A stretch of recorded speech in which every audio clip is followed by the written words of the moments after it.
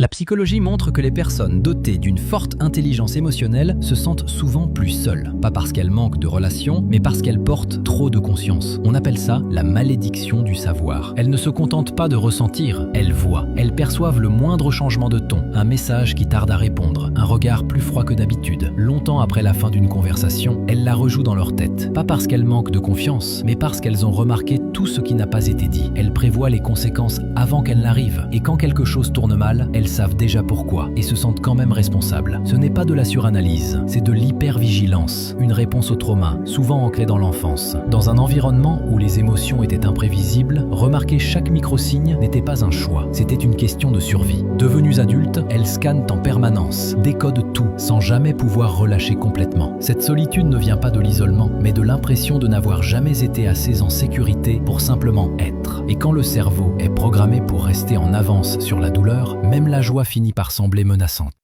Abonne-toi pour d'autres